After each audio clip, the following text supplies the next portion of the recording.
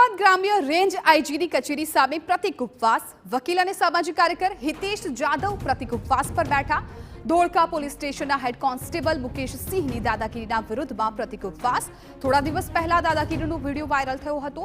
Hitesh જાદવે range IG અને એસપીને લેખિતમાં રજૂઆત કરી.